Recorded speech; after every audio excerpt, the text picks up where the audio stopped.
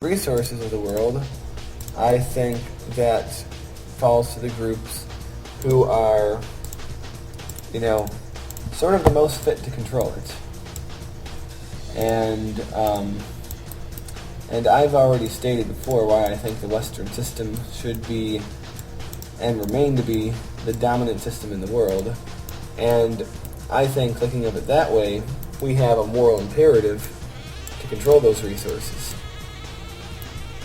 I think that, one might think that invading these countries for oil is immoral. But I think it is immoral to let those people continue to control that resource. I think the true moral thing would be to bring that resource under the hands of the Western powers. And that's just what I think about that. However, that being said, our dependence on oil of any kind is a bad idea because, like I said before, oil is a finite resource. I mean, there's arguments out there that there's a such thing as abiotic oil, which really isn't an argument. It does exist, but the question is there a lot of it or just a little bit of it? Because if there's a lot of it, in theory, we could have infinite oil. But that's only a theory. There's not really been anything I've seen to... we need more water. There's not been anything I've seen to prove that. I mean, I haven't really studied it too much, so I can't really say definitively what's what about that. But let's assume that conventional wisdom is correct and not water, I'm doing water in SimCity, but I'm talking about oil. That oil is a finite resource, and eventually we will either run out or there will be so little left in such hard-to-reach places that it won't be economically feasible on the greater scale anymore. Well, we have ourselves in a world of shit. In most places in the developed world, but especially here in America, because we love our cars.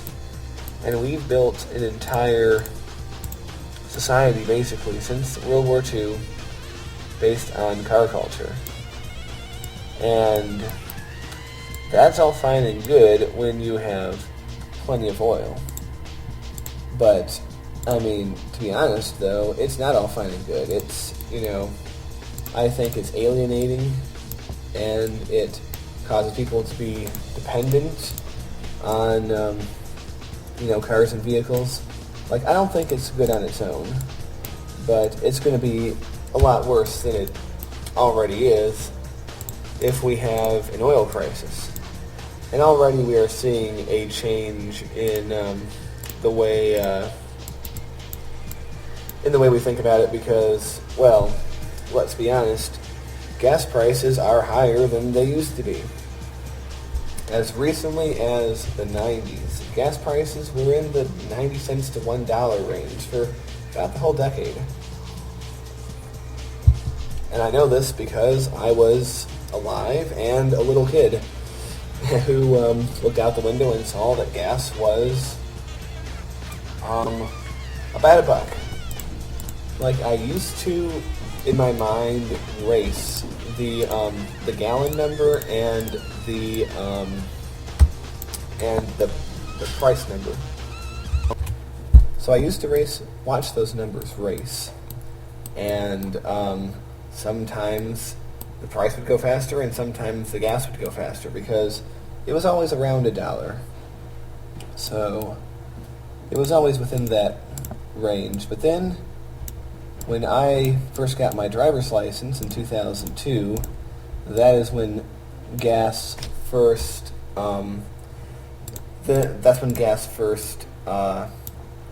crossed $2 here in America by and large. And, by 2008, in many places, it had passed over $4. And then, of course, the economic crash happened. It went under $2 for a bit. And then it seems to have settled in the $3.50 range. And I can tell you, like, life with gas that costs that much is very different than life that costs $1, you know? And the cause of this is due to a number of factors, you know. I mean, conservatives might whine about, oh, the government's not letting us drill here, not letting us drill there. But really the main factors come down to two things. Two things are major factors in this.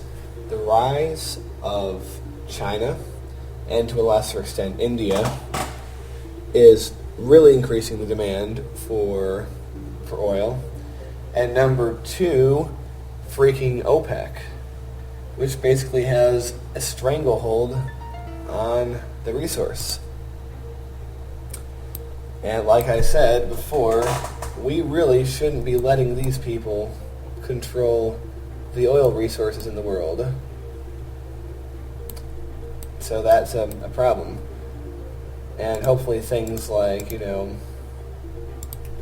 the Canadian oil sands and all that oil off Norway and stuff. I mean, I don't even know if all that can really make up for the lack that we have.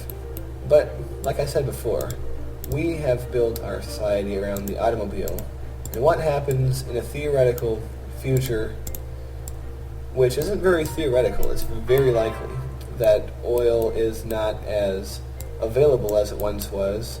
It wasn't as cheap as it once was. And I'm not talking like now we say it's expensive. I'm saying like hundreds of dollars a barrel, $10 a gallon, which could happen.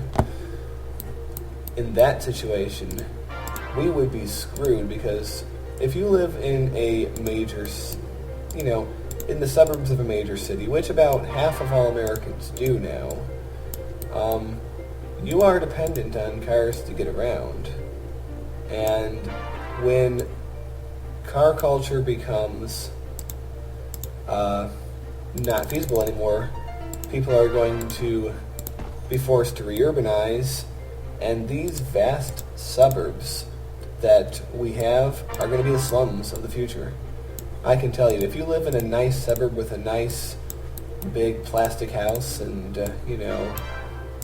all the kind of stuff that has been built in the last 50 years, that is going to be your slum in this future, in the post-oil future. And it's going to be pretty hard it's going to be a pretty shitty life, because these places are just like not set up for a style of life that is not car culture, and adapting to something else is going to be very hard. So pretty much we have built our entire American society around a resource which is finite and will most likely run out at some point. Aren't we smart? Yes. This is one of the biggest mistakes that we have made as a country. I'm sure there are bigger ones, but it's certainly not a small one. Oh, look at that. That's so ridiculous, I have to keep that. So, like I said, not only do we need to control the oil supply in the short term, but we have to develop other forms of energy in the future. And the most obvious candidate of that is energy from space. Think of all the energy that the sun pours out, and think of how much energy there is up there that is not blocked by our atmosphere. We can harvest that energy and we can actually beam it down to Earth using what are essentially radio waves, and we can have a lot of energy. I mean, at some point I will talk about how I still think space is our future and how we've been criminally neglecting space and how it's really sad. But that's not really the main point of today's spiel, I guess. The main chat. But that is something I do want to talk about at some point. But that is, energy from space is something that we could and should be investing in very heavily. But if you are disagreeing with me that we ought to take control of this oil resources for ourselves, well, think about this. Who would you rather have it? America and Britain, or Russia and China? Because everything that they've been doing over the last, I don't know how long, has been geared towards the their control over the oil resources.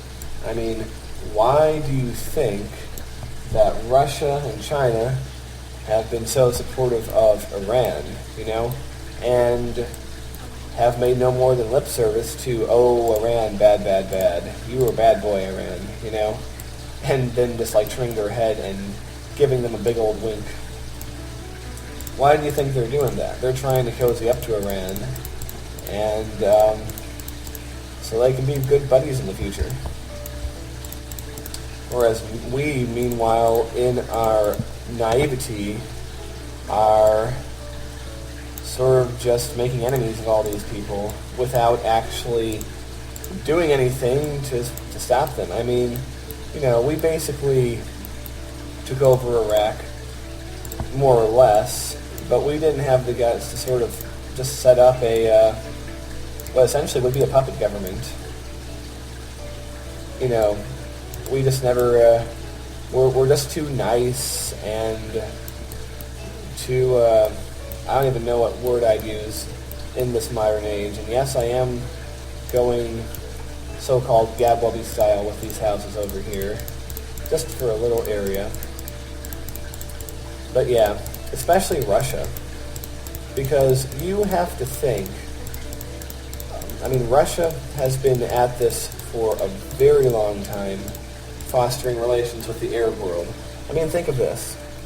Think about Israel, and I know it's very controversial to talk about Israel, but don't worry, I'm only sort of tangentially talking about Israel right now.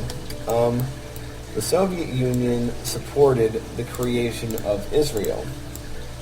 So, they supported the creation of Israel, but they have almost never supported Israel since then. And why is that? Why support the creation of Israel and then not support it after that? Well, it serves two functions, a short-term and a long-term function. The short-term function was to get a class of would-be political dissidents out of the country.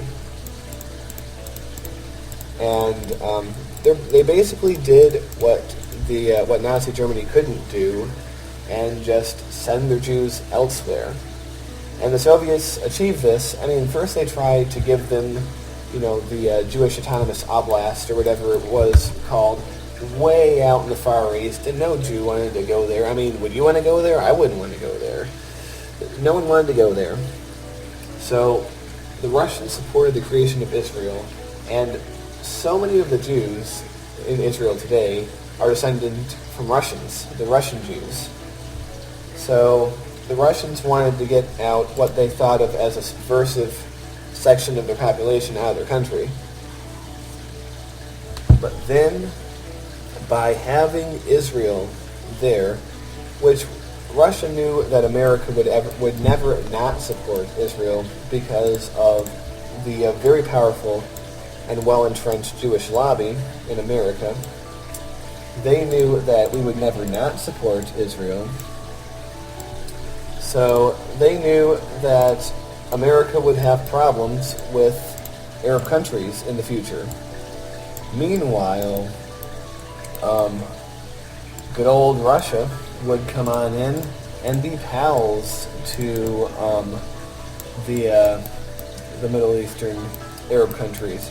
They would sell them weapons. They would train their armies. They would keep them from those evil Americans who are supporting those evil Zionists. Ooh. And that's what the Russians' long-term strategy for the Middle East has been. And it's still being employed today in Syria and in Iran. I mean, we have only begun to wake up to that fact, and we've been trying our own hand a little bit. I mean, we've cozied up to Egypt back in the early 80s. We cozied up to Egypt, even though they're not, I mean, they have oil, sure, but it's not on the scale of things of other countries. You know, we have been enriching Saudi Arabia so much that they're on our side. We outright invaded Iraq. But that's about it. Like, everything else, all the other Arabs have been cozying up to the Russians. And we now have a situation where the Russians are poised to be the benefactors. Not to mention the Russians have their own oil reserves that are really deep, buried way down in the ground, and they are digging deeper